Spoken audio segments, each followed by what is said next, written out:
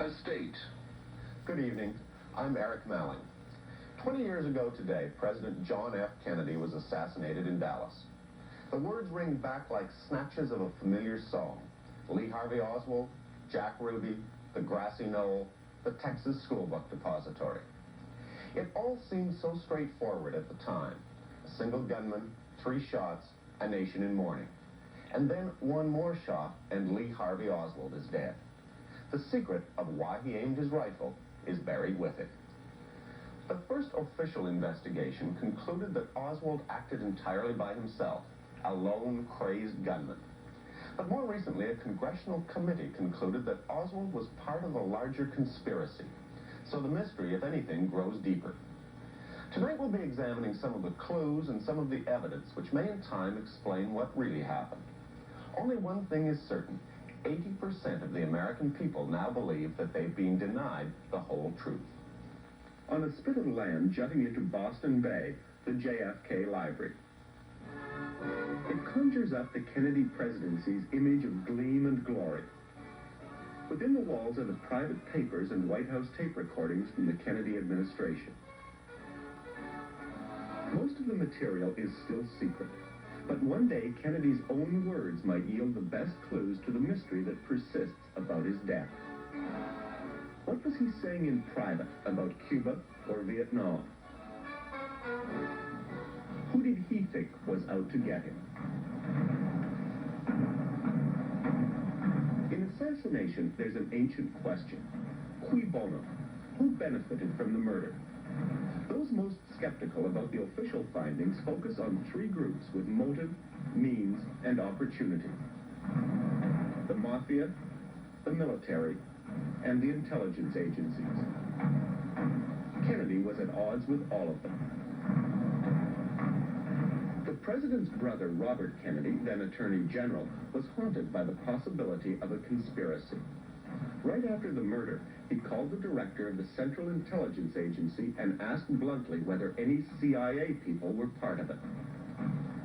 Robert Kennedy also suspected the mafia, perhaps retaliating for the Kennedy brothers' relentless war on organized crime. When Robert Kennedy himself ran for the presidential nomination, he made clear he would have pursued the unanswered questions. Press Secretary Frank Mankiewicz. Out in California during the campaign in 1968, he was asked a question at a student meeting out in the San Fernando Valley if he were elected president, if he would order the files open, and he said yes, he would. That was an interesting answer. He knew what that question was about. A week after that answer, Robert Kennedy was himself murdered, and the files in the CIA, the Pentagon, and the FBI have for the most part remained closed. So the task of keeping the flame of an unofficial investigation flickering has been taken over by about 150 amateur sleuths across the U.S. and Canada. Some chase bizarre theories. Others, like these Washington lawyers, track the case through government files, using the Freedom of Information Act to pry loose clues. I could determine whether they were or were not abandoned. Bernard Fensterwald is an independently wealthy Washington attorney who has filed more than 500 Freedom of Information Act suits on the assassinations. Canada and in the United States in the year 1963. Where do you get the determination to keep going as many years as you have? Well, I guess one of the reasons is I went to school with John Kennedy, and he was a friend of mine. And at the time of his death, I was a counsel to a Senate committee, and we mainly did investigations. And when I read the Warren report, I thought this thing is just phony from beginning to end. And then I read the 26 volumes of evidence and was more convinced that it was phony. And this whole matter of solving a thing like this is for people working on the same piece of the puzzle to cooperate. There are 3 or 4 people I work very closely with, and we never get a piece of information that we do not Xerox and pass it around, because occasionally our files get rifled, and we would not want a valuable piece of information to be in the files of just one person. Your files got rifled? Yes, they have been at times. By whom? Well, if we can answer that question, maybe we could answer a lot of others. Maybe it was a cleaning lady. Maybe you're just paranoid. Well, in one case, the glass door in the office wasn't in this particular office. It was smashed and the door was opened, and several file cabinets had been gone through. You believe that somebody doesn't want you to find out what happened. Well, I know there are a lot of people who don't want us to find out the answer. When we have to show up at a hearing on a Freedom of Information case, there may be as many as 8 government lawyers there, which is just sort of absurd. And we spend hours and days and weeks in court trying to get documents that are 20 years old and relate to a lone nut killer. But all these are high national security matters. Friday morning, 11:37. The President's jet lands at the Dallas airport. Love Field. The warm welcome at Dallas's Love Field in the late morning of November 22nd masked the hatred many here felt for Kennedy. That morning, full-page newspaper ads accused him of treason. Oilmen felt threatened by his plan to sock them with higher taxes. The ultra-right-wing John Birch Society, which counted the mayor of Dallas among its open supporters, accused him of going soft on Cuba and selling out to the Russians. Anti-Castro Cubans seethed at his promise never to invade Cuba. In Miami 2 weeks before, a right-wing extremist was taped by a police informant. Joseph Miltier described how John Kennedy would be shot with a high-powered rifle from an office building window. He predicted that a patsy would be arrested soon after to throw everyone off the track. Miami police informed the president's Secret Service about the threat, but the field agents responsible for this motorcade were never told. As the limousine carrying the Kennedys, along with Texas Governor John Connally and his wife, made the fateful turn into Dealey Plaza, professionals saw unpardonable security lapses. Windows were open, and there were other obvious hideouts for gunmen which had not been sealed off. As the motorcade turned, shots came from the Texas School Book Depository, fired, as the Warren Commission found, by Lee Harvey Oswald. That official judgment on the assassination said Oswald was a nut who acted alone.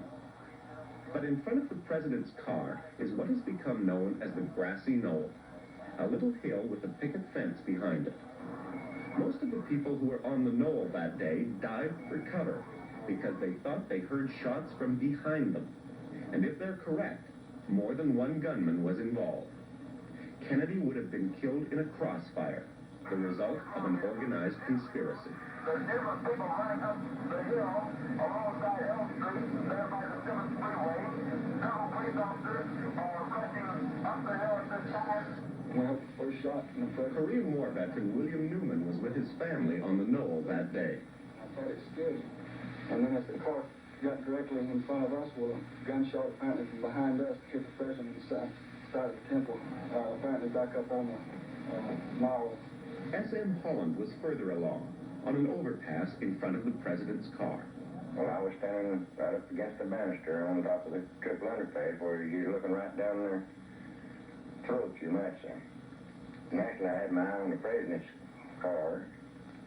The third shot came from the fence, and there was a puff of smoke that kind of lingered out of the green trees right out from that picket fence about 8 or 9 feet off the ground. But the official government judgment discarded these eyewitness accounts and claimed that Kennedy was killed by 3 shots from this $13 rifle found in the depository with 3 spent shells beside it. The Dallas police report said 2 shells, but when the report was reproduced in the Warren Commission, the number 2 was changed to 3, without explanation.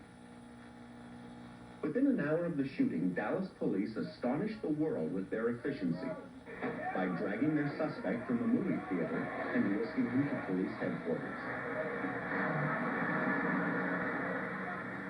No record was kept of Oswald's repeated interrogations, except one television recorded. These people have given me a hearing without legal representation or anything. I didn't shoot anybody, no, sir.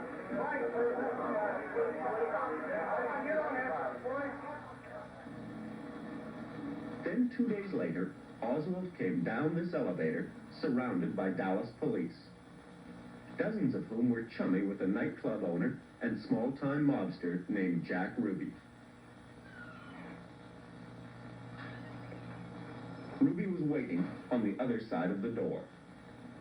A later investigation concluded Ruby had stalked Oswald in the police station all weekend before finally making his move.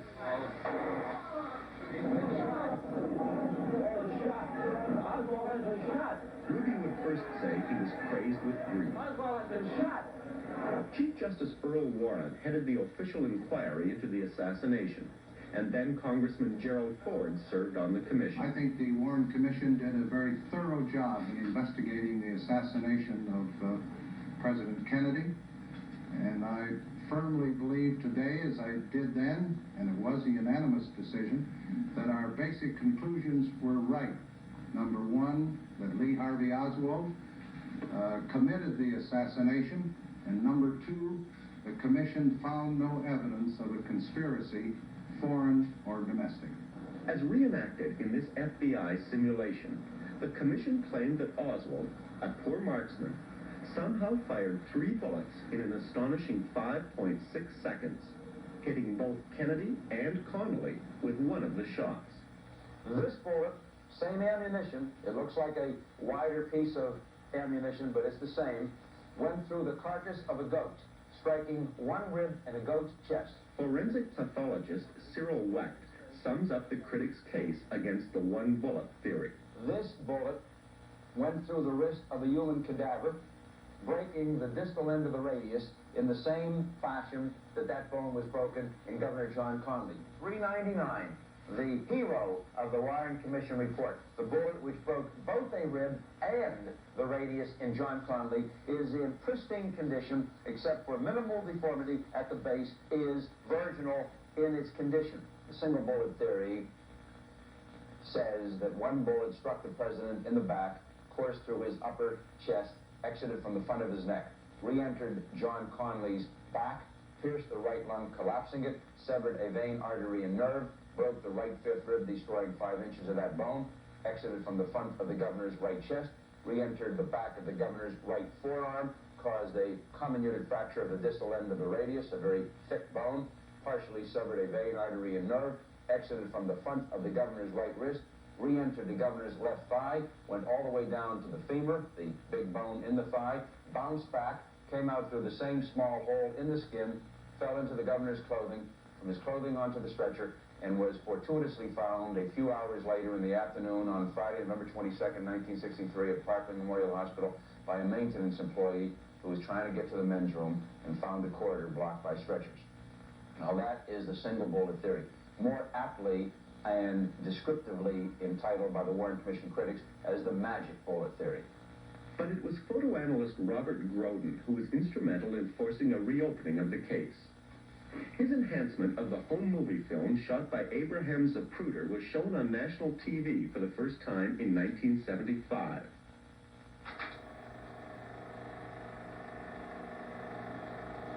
It showed Kennedy being blown backward by the fatal headshot.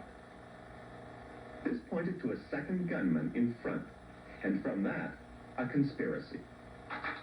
These crucial frames, when printed in the Warren Commission, had been transposed to show Kennedy thrown forward instead of backward. When critics pointed this out to the FBI, Director Hoover said it was a printing mistake. In 1976, with the support of the Kennedy clan, Congress set up a committee of the House of Representatives to reopen the case. Congressman Christopher Dodd believes the Warren Commission skimmed over contradictory evidence. The Warren Commission was under tremendous pressure to conduct an investigation to confirm that Lee Harvey Oswald was the lone assassin. President Johnson was in an election year. He didn't want to have this as a campaign issue in 1964. Chief Justice Warren didn't even want to serve on the commission to begin with. And he wanted that committee to wrap up its work as quickly as possible. The emotional level was extremely high, not just in this country, but throughout the world. The committee, when it began, was determined to shoot down conspiracy theories.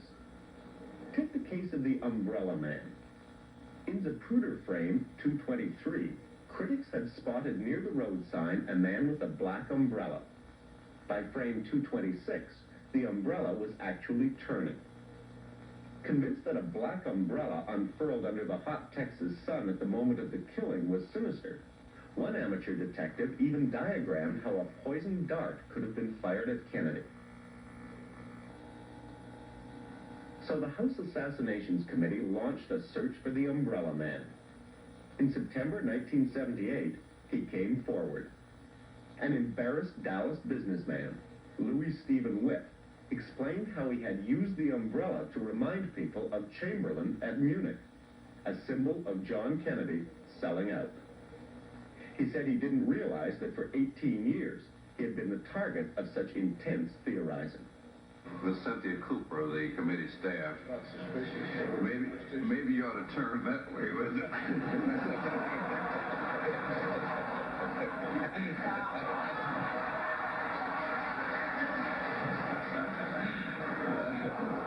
Well, I guess there's no gun in it. The committee had had enough of conspiracy theories when suddenly their own experts came up with startling new evidence. Minutes before the killing, a police motorcycle radio had been held open by a jammed button, and the sounds it picked up were automatically recorded at police headquarters. Two groups of sound experts analyzed the tape. The results of the analyses themselves convinced us, it appears that with a probability of 95% or better, there was indeed a shot fired from the grassy knoll.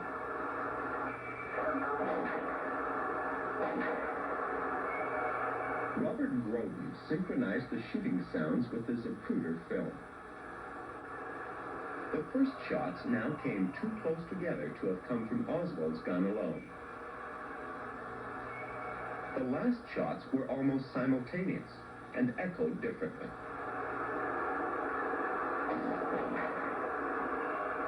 But despite the head snap backwards, the committee still concluded that any shot from the grassy knoll must have missed. The reason was the autopsy report. The examination of Kennedy's body showed that he could not have been hit from the front. This would become even more important later. A new scientific panel attacks the committee's analysis of the motorcycle tape, saying there's no evidence of a grassy knoll shot. However, Richard Billings, a former Life magazine editor who was on the committee's staff, says the evidence of a conspiracy goes deeper than that, and it points to the mafia. There's a smoking gun in this case. It's the pistol that was used by Jack Ruby on the morning of the 24th of November to kill Oswald there in the basement of the police station. The main piece of evidence of organized crime complicity in the conspiracy is Jack Ruby. If you're going to decide the final answer of this crime, the murder of the president, Oswald's not around to go on trial, nor is Ruby now, but he was. The character of Ruby is crucial. He was much more deeply involved in the mob than He was totally involved in the mob. He was not involved in anything else, ever. He was born in Chicago. From the time he was 11 years old, when he got out in the streets of Chicago, he was working for mobsters. He was a runner for Al Capone, messenger boy when he was a kid. He worked for the mob in Chicago. He was a labor goon. When the mob from Chicago went into Dallas and took over in 1947, he was involved in that. Ruby was nothing else but mob. See that hat start to move now. Shortly after the assassination, a New York mobster said the killing of Oswald bore all the marks of a mafia hit, the kind frequently ordered to silence a paid killer or a patsy after he has done his job. Even Ruby's style was gangland, approaching the victim quickly, jamming the gun into his stomach, and blasting away. While being taken back to the cell today, reporters tried to talk with Ruby. How's it going, Jack? I'm supposed to be insane, right? I can't answer you. I'm supposed to be insane. I can't answer you intelligently. When the Warren Commission came to Dallas, Ruby offered to tell all, if only he could be taken out of the hands of the Dallas police and brought to Washington to testify. The commission refused, but in letters to his friends and family before he died in 1967, Ruby maintained that he was part of a larger plot. Do you think it better come out? No, because Once, in public, he admitted conspiracy. unfortunately,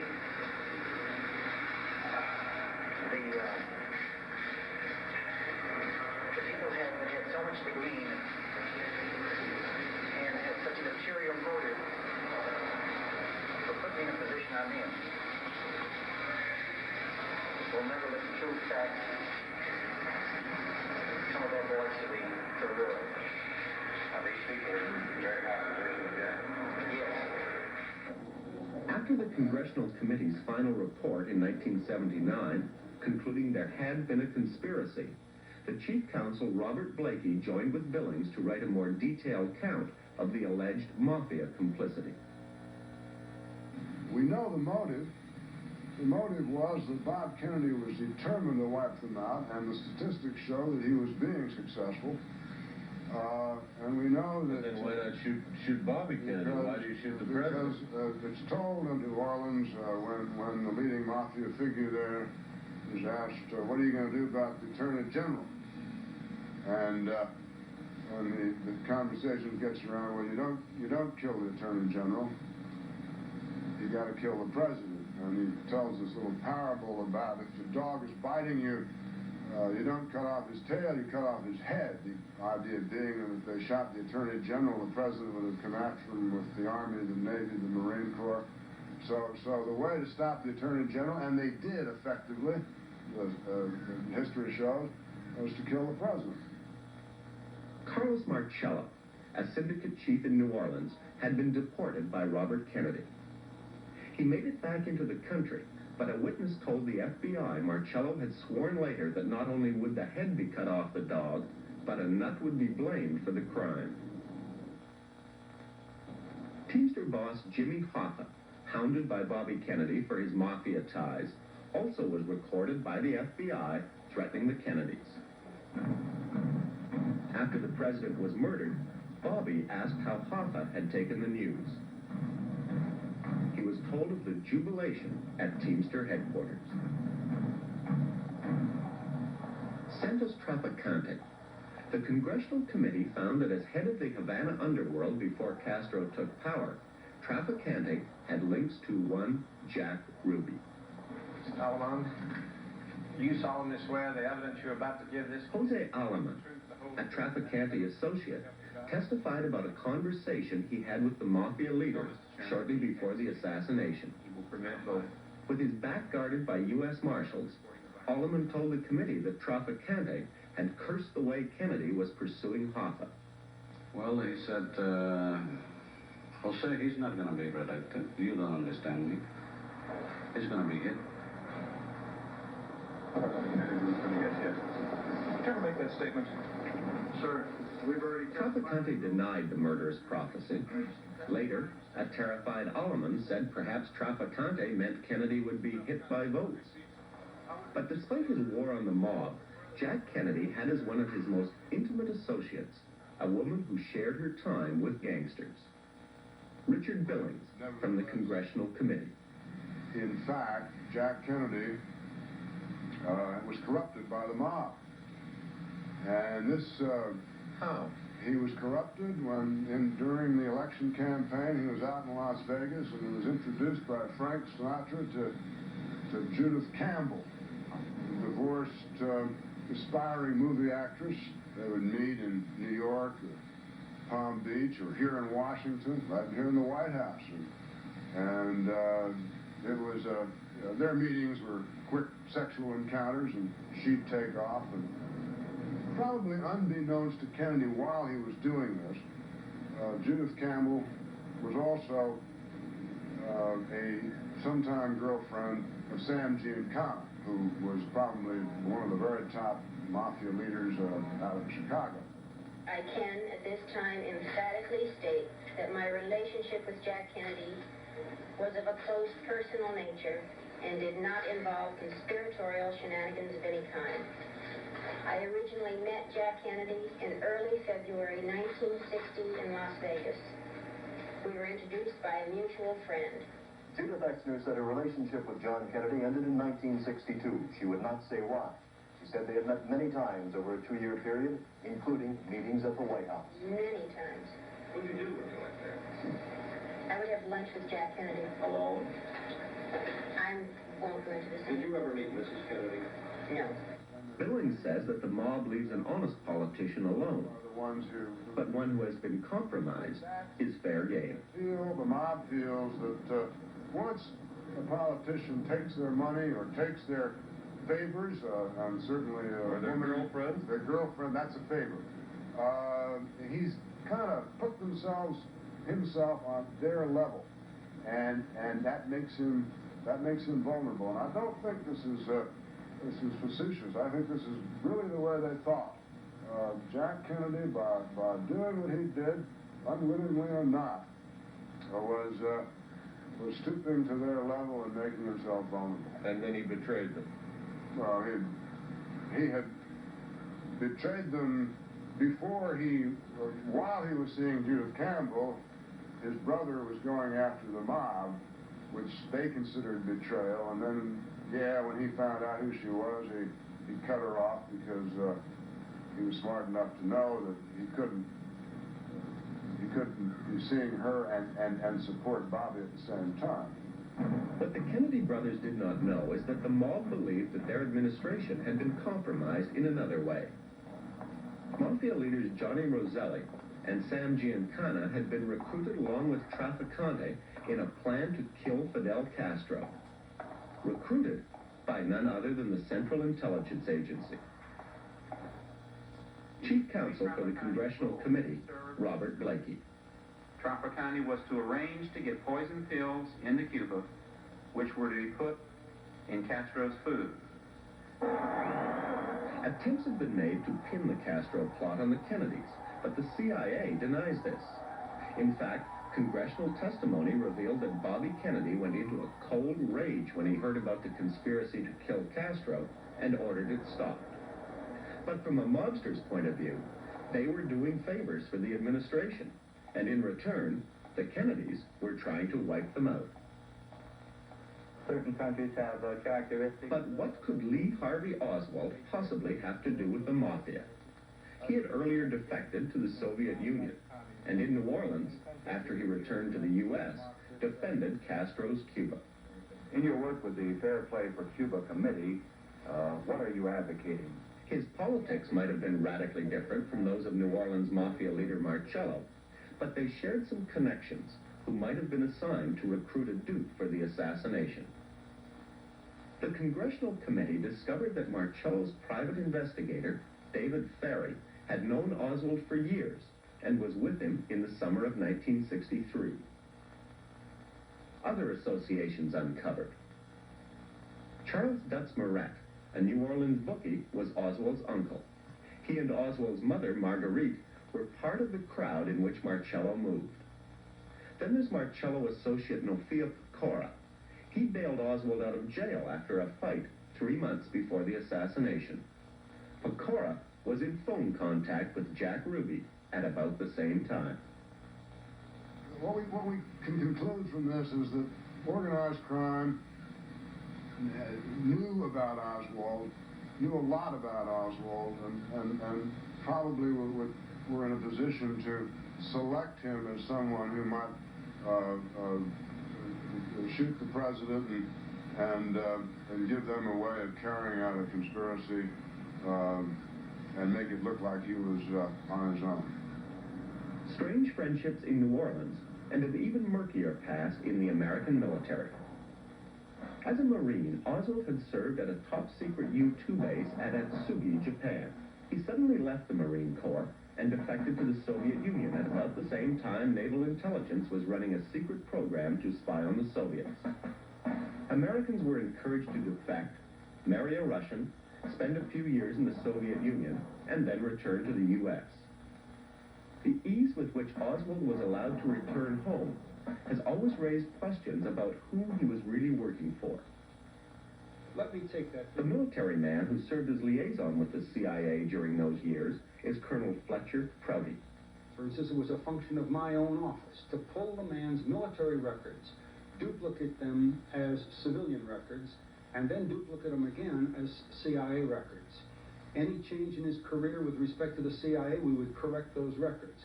But if that brought about a change in his military records, we would change those. We called the process sheep dipping.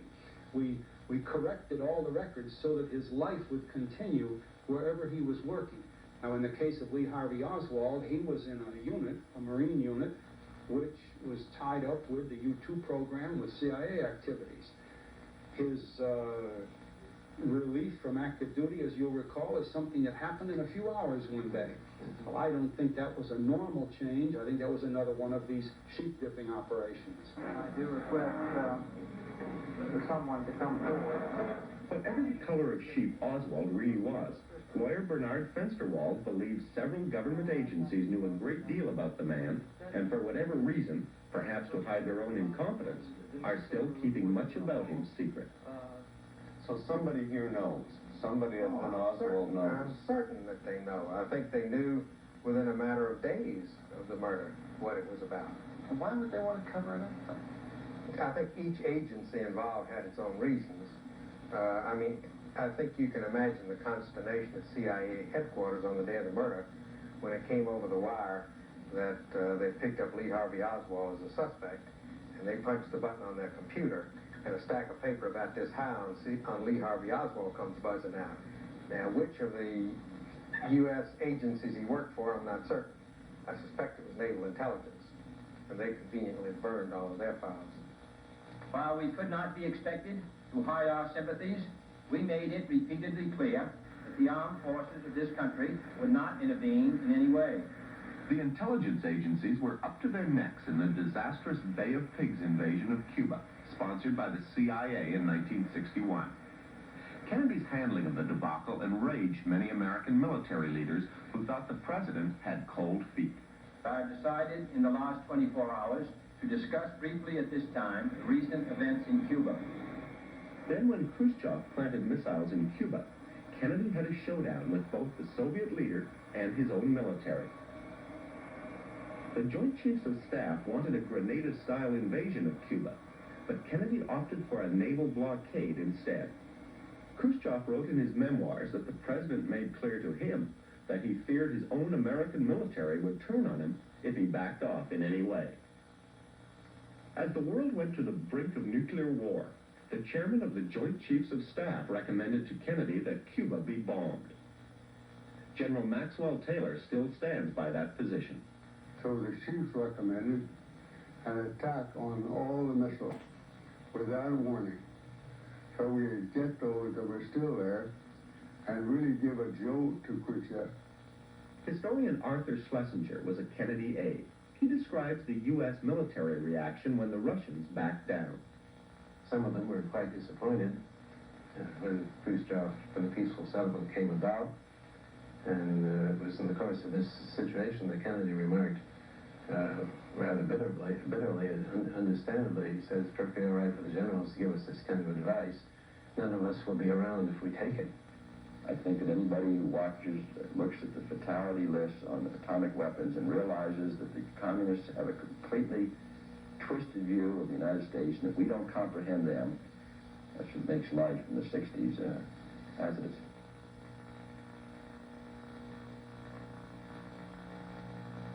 We shall not regret that we have made this clear and honorable national commitment to the cause of man's survival.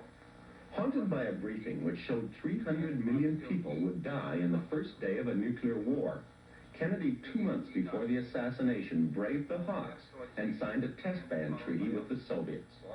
He was opposed all the way by the Joint Chiefs of Staff. With our courage and understanding enlarged by this achievement, let us press onward in quest of man's essential desire for peace. As President of the United States, and with the advice and consent of the Senate, I now sign the instruments of ratification of this treaty. Those who feared Kennedy was soft on communism were also worried about his overtures to Castro through the president's personal emissary, William Atwood. Atwood's peace feelers had gone out just before the assassination, and Kennedy had been watching closely. And that was the week before the president went to Dallas, and so I was to see him right after the Dallas trip. And of course, as we know, he never came back from Dallas. Despite the crowds here that day, Kennedy was not popular in Dallas. And for all his political enemies here, there were even more powerful ones waiting for him back in Washington, particularly among the military. He had pulled 800 American military advisors out of Laos and was preparing to do the same thing in Vietnam. When the House Assassinations Committee was set up, Congressman invited Peter Dale Scott to be a consultant. The former Canadian diplomat, now a professor in San Francisco, had become a leading critic of the Warren Commission. Scott studied the Pentagon Papers for clues on how Vietnam might be linked to the assassination. I think you're still holding for me volumes 3, 9, and 17 of the Dallas Police Department file. This wasn't a street crime to be solved by the Dallas police. This was a political crime with political consequences. Even in the sphere of foreign politics, where we've been told that there was no shift policy between Kennedy and Johnson, in some areas that just wasn't true. President Kennedy, in the last 6 months of '63, was moving toward détente both in Cuba and in Vietnam, and in both areas, his peace initiatives were frustrated by his assassination. In the case of Vietnam, he had announced publicly on November 20th, 1963, just 2 days before his death, that there would be a withdrawal of U.S. troops from Vietnam. 1,000 troops is the first stage of a major withdrawal. And I was horrified to learn that 2 days after his death, on November 24th, this first step towards disengagement in Vietnam was secretly canceled by the new Johnson administration. Colonel Prouty, former CIA liaison. There were all kinds of pressures. If you analyze that year, 1963, you can see that there were major forces in combat with each other at that period. There was a lot of power that differed with the policies of President Kennedy. 7 Days in May is a book Jack Kennedy wanted made into a movie. He even had his press secretary call director John Frankenheimer to ask him to do it. The president took the extraordinary step of giving the White House over to Frankenheimer for use as a set. The story is about a military coup in the United States, and the villain is the chairman of the Joint Chiefs of Staff, played by Burt Lancaster. The confrontation is with the president over a treaty banning nuclear arms. I know you think I'm a weak sister, General, but when it comes to my oath of office, defending the Constitution of the United States... Somebody has to teach me how to salute a flag. Somebody has to teach you about the democratic processes that flag represents. Don't you presume on that job, Mr. Because frankly, you're not qualified. Your course of action in the past year has bordered on criminal negligence. This treaty with the Russians is a violation of any concept of security. You're not a weak sister, Mr. President. You're a criminally weak sister. Arthur Schlesinger says Kennedy wanted the movie made as a lesson to the country. He never saw it. He made the trip through Dealey Plaza before it was released. Despite indications that Kennedy was killed in a crossfire there, what many courts regard as the crucial clue told a different story. Best evidence in any murder case is the body. And from the examination of Kennedy's wounds at the autopsy, it appeared clear that he had been killed by a single shot fired from the Texas School Book Depository. But then one critic asked the unthinkable question: had somebody tampered with the body? The doctors who tried to save Kennedy at Parkland Memorial Hospital in Dallas gave a briefing to reporters after he was pronounced dead. They said he'd been shot from the front, but the report of the autopsy, done back in Washington 12 hours later, apparently showed a different set of wounds. This apparent discrepancy in the description of the wounds was discovered by author David Lifton. In Dallas, the bullet came from the front. In Bethesda, from behind. Looking for answers, Lifton found a report from 2 FBI agents who were at the autopsy in Bethesda. From the doctor's commentary, the agents wrote that it was also apparent that a tracheotomy had been performed, as well as surgery of the head area, namely in the top of the skull. The Dallas doctors had indeed performed a tracheotomy, but they had performed no surgery of the head. After the president was pronounced dead here at Parkland Memorial Hospital, his body was wrapped in a white sheet and placed in a $4,000 bronze ceremonial casket for the trip back to Washington. Yet, according to 3 witnesses who were sworn to secrecy under threat of court-martial, what arrived at Bethesda Naval Hospital in Washington was decidedly different. Dennis David was on duty at Bethesda when the body arrived. And we offloaded a casket and was carried into the autopsy room. This casket is a plain gray box, if you will, metal box. Anybody's ever been in Vietnam would know what I'm talking about. We shipped hundreds of bodies out of there in the same type of casket. It's just a plain shipping casket. It was a very plain casket, and when I say... Retired police officer Paul O'Connor was a medical technician in the autopsy room in Bethesda. There was nothing fancy about it as far as being bronze. It wasn't bronze. After the special secrecy order was lifted in 1978, David Lifton tracked down the people who had helped transport the president's body. Don Cavendish, now in Grand Rapids, Michigan, was a naval officer on duty that night. He unloaded what he was told was Kennedy's coffin from a black hearse at the back of Bethesda. These are pictures of the coffin, the pictures we all saw that night. There's the coffin being loaded in Dallas. Was that the coffin that you brought into Bethesda Hospital? No, that definitely wasn't that coffin. It wasn't the bronze coffin, and it wasn't the gray Navy ambulance shown here, says Reventesh. But perhaps there's a simple explanation. The ambulance and coffin out front might be decoys for security purposes. But if so, that was hidden from the Warren Commission, the House Committee, and the FBI. The FBI filed a very detailed report about how two agents went out to meet the plane and followed the ambulance containing the casket, which they believe contained the body. And their report is very detailed, and they describe how they followed the Navy ambulance, which, as far as the FBI is concerned, had the body of President Kennedy. So the representatives of the Justice Department certainly knew of no security measures. And I interviewed President Kennedy's senior military aide, General Chester Clifton, and he emphatically stated there were no decoys used. So it's not only something that's been overlooked, it's something that's been denied. Absolutely. So if it did happen... It's not a matter of record. And what conclusion does that lead you to? Well, my own conclusion, based on the sequence of events, is that the body was in the casket that Don Reventesh saw offloaded, and that others saw offloaded there, and that the casket that was accompanied by Jacqueline Kennedy and Robert Kennedy was... At the end of this hall at Bethesda Hospital, the autopsy began. The president's body had left Dallas lying on a seat, but when the cheap metal casket was opened, that's not what medical technician Paul O'Connor found. We opened the whole casket up, and there was a gray body bag, zipped shut. We unzipped the body bag, and the president's body was lifted out of the body. Completely naked except for a sheet wrapped around his head, a bloody sheet. Aubrey Reich, now a Texas police sergeant, closed the coffin in Dallas. A body bag. You didn't use a body bag for the president? No, sir. No way. Absolutely no question about that? No way. How can you be certain? I was there. And you remember? I remember picking him up, huh? I was one that had the blood on my shirt and everything from the body. Well, between Parkland and Bethesda, he was placed in a body bag. Everybody remembers where they were on November 22nd, and everybody has what the psychologist Maslow calls a peak experience about that day. And there are people whose peak experience had to do with looking at the wounds, or, as in the case of medical technician Paul O'Connor, opening the casket which had the body and finding the body in a body bag. And Don Reventish's recollection has to do with the business of the body arriving, or the casket arriving, or a casket arriving in a black unmarked hearse.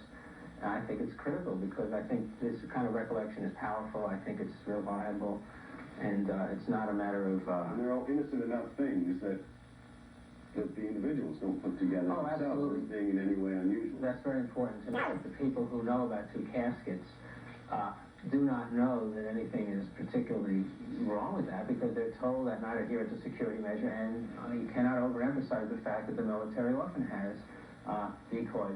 2 ambulances, 2 caskets, different wrappings on the body, and security measures unknown to the FBI and the president's chief military aide. But if people did have access to the body, what did they do? In Dallas, the doctors reported that most of Kennedy's brain was still in place. But Paul O'Connor describes the scene at Bethesda as they removed the president from the body bag and unwrapped the sheet from around his head. We got the last part of the sheet off. There was just a gasp through the room, And I looked down and I said to myself, my God, there's no brain. It's all gone. The man in the white coat was the X-ray technician that night in Bethesda. His name is Gerald Custer, and he's now an X-ray technician in Pittsburgh. I could fit both of my hands right inside the skull cavity. And like I had mentioned, that I brought my hands back and there were still little pieces of brain cells that I had to take off my hands. There was no blood on it. Author David Lifton told O'Connor of the final autopsy report on an almost complete brain. Well, I don't know where they got it from. It surely wasn't the president's. Because of the pattern of contradictions, the body left Dallas with a small head wound, about 35 square centimeters, and arrived in Bethesda with a wound 4 times as large, almost 170 square centimeters. The body left Dallas with a brain, and according to these witnesses, arrived in Bethesda without a brain. The body left Dallas wrapped in sheets, and arrived at Bethesda in a zippered body bag. The body left Dallas in a ceremonial casket, and arrived at Bethesda in a cheap shipping casket. There's a tension between the irrefutable and the inconceivable. I mean, you don't alter a body. You don't mess with dead people, dead bodies, and certainly not a president's body. And on the other hand, there's evidence of all these different activities occurring. Lifton's thesis: between the Dallas shooting and the Bethesda autopsy 6 hours later, President Kennedy's body was secretly removed from the casket. It was then surgically changed. Wounds were altered, bullets were removed. The body was returned in time for the autopsy, returned as a medical forgery, which told a false story of the shooting. If it was planned, it's an awfully dicey plan that you were going to steal the body out from under the nose of the widow. Well, this brings us to another area. It's my personal belief, and there's lots of material I did not publish, that this was not the way it was supposed to happen, that the body was never supposed to be stolen on Air Force One. It was never supposed to be altered on the East Coast, that something else was planned and that something went wrong. And we're looking at a rather bungled scenario here. Otherwise, these witnesses wouldn't exist. Lifton speculates that in Washington, while all the attention was focused on the left rear door of the plane, the body was actually taken out the front door on the other side and put aboard the helicopter flapping in the background. It took off almost immediately. Half an hour after landing in Washington, Lifton says the wounds could have been altered to show that the fatal shot could only have come from Oswald's gun. I have postulated that the body may have been brought to Walter Reed Army Medical Center, and there would be about 30 minutes with the body. And then they could have whisked it on to Bethesda farther down the road. That's correct. Yeah. Could you do that work on the body, which you allege, in 30 minutes? Oh, absolutely. Yeah, absolutely.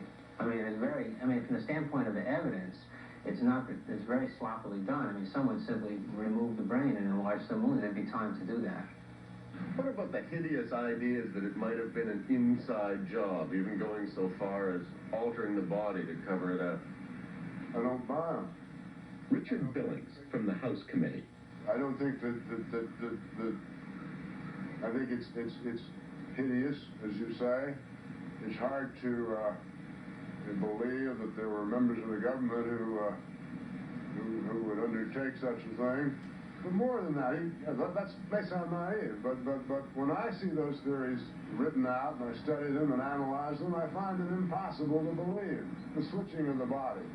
The switching of the body depends on someone creating a wound in the back of the head, with a wound that appears to be a gunshot wound. Well, we, as I said before, some of the very best forensic pathologists advising us, and I've talked to the chief one of those, a fellow named Mike Bodden in New York, and he gave me convincing reasons to believe that wound in the back of the president's head could only have been created by a bullet.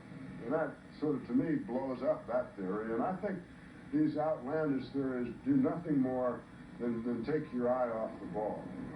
How do you dismiss, in that particular theory, the witnesses who say the coffins were different? That's his evidence. I can only say they must have been mistaken. I know. I was there. I saw it. There's no doubt in my mind.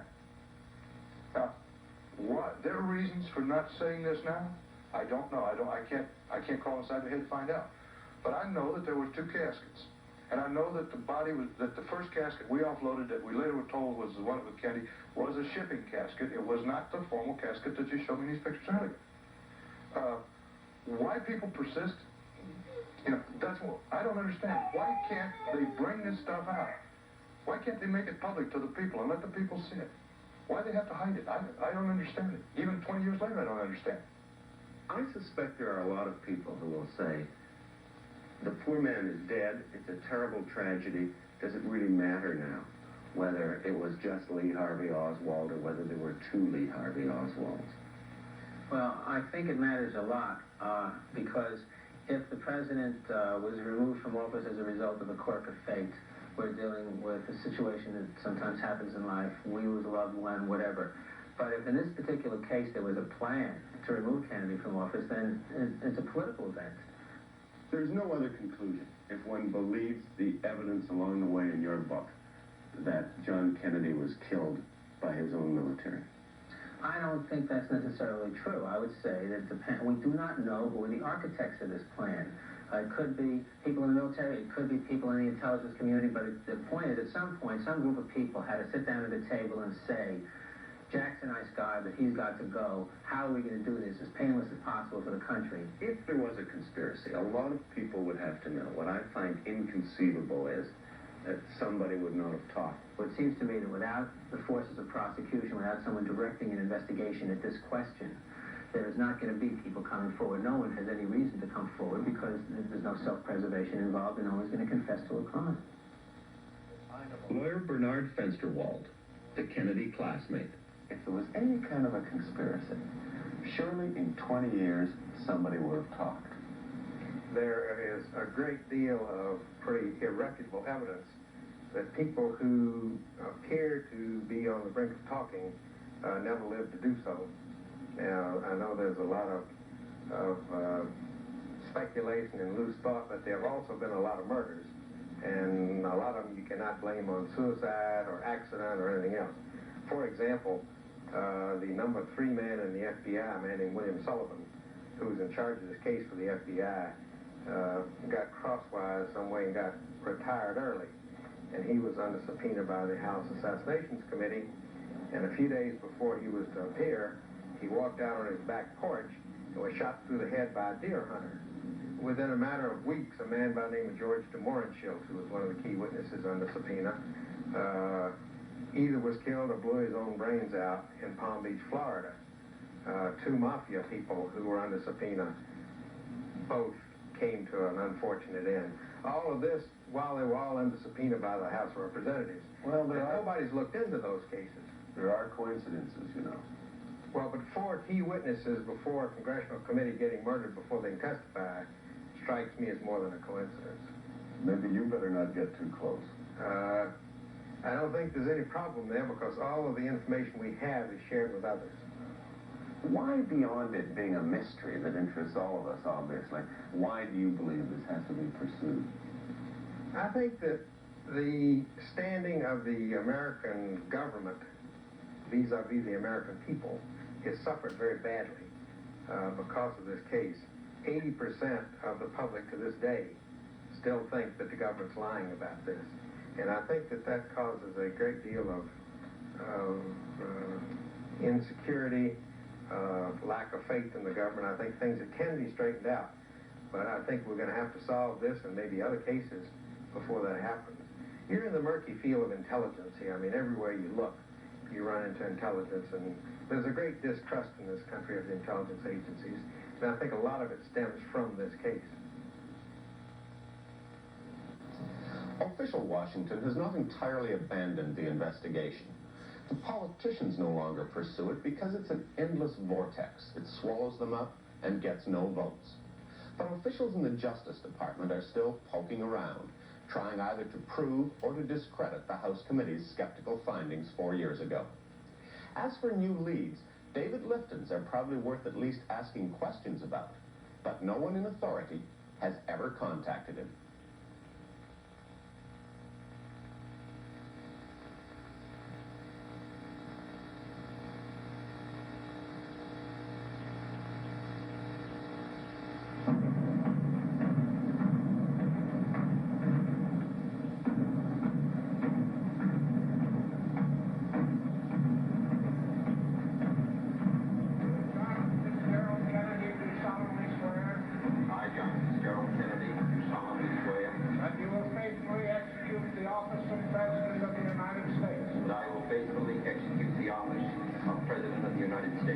And will, to the best of your ability, and will, to the best of my ability, preserve, protect, and defend the Constitution of the United States. preserve, protect, and defend the Constitution of the United States. So help you God.